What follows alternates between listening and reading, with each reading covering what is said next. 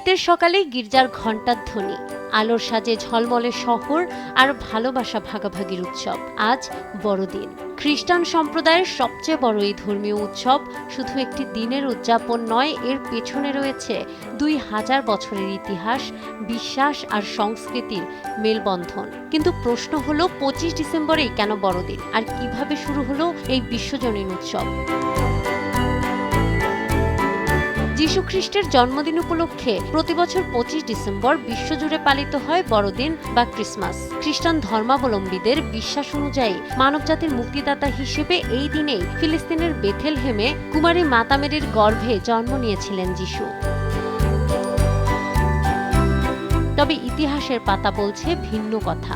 শুরুর কয়েক শতাব্দী যিশুর জন্মদিন আলাদা করে উদযাপন করা হতো না। তখন খ্রিস্টানদের প্রধান উৎসব ছিল ইস্টার। 4র্থ শতাব্দীতে এসে গির্জার নেতারা যিশুর জন্মকে একটি আনুষ্ঠানিক উৎসব হিসেবে স্বীকৃতি দেওয়ার সিদ্ধান্ত নেন। রোমান বিশপ পোপ প্রথম জুলিয়াস 25 ডিসেম্বরকে যিশুর জন্মদিন হিসেবে ঘোষণা করেন। ইতালির রোম নগরী থেকে বড়দিন উদযাপনের এই প্রথা ধীরে ধীরে ছড়িয়ে পড়ে গোটা বিশ্বে। আকিজ নিয়ে এলো বিশ্বমানের বেবি ডায়াপার মাম্মাম। কটনে সফট ম্যাটেরিয়াল, বাবুকে দেবে র্যাশ ফ্রি সুপার কমফর্ট। ইতিহাসবিদদের মতে 25 ডিসেম্বর তারিখটি বেছে নেওয়ার পেছনে ছিল তৎকালীন রোমান উৎসবগুলোর প্রভাব। ওই সময়ে ইউরোপে শীতকালীন অয়নকাল বা মকর ক্রান্তি উপলক্ষে সূর্য পূজা ও স্যাটার্নালিয়ার মতো উৎসব পালিত হতো। শীতের দীর্ঘ রাত পেরিয়ে দিনের বড় হয়ে ওঠাকে দেখা হতো অন্ধকারের বিরুদ্ধে আলোর জয় হিসেবে। সেই ঐতিহ্যকে আত্মস্থ করে বড়দিন হয়ে ওঠে আলো ও জীবনের উৎসব।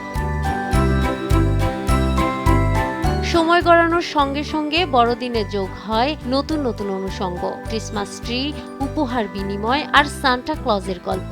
সান্টা ক্লজের চরিত্রের মূল অনুপ্রেরণা হলেন প্রাচীন তুরস্কে জন্ম নেওয়া সেন্ট নিকোলাস, যিনি গোপনে দরিদ্র ও শিশুদের সাহায্য করতেন। 19 শতকে এসে এই চরিত্রটি পায় আধুনিক সান্টার রূপ।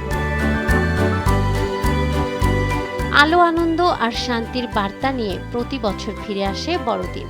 ইতিহাসের দীর্ঘ পথ পেরিয়ে এই উৎসব আজও বিশ্ববাসীকে মনে করিয়ে দেয়, দিন শেষে ভালোবাসাই মানুষের সবচেয়ে বড় ধর্ম।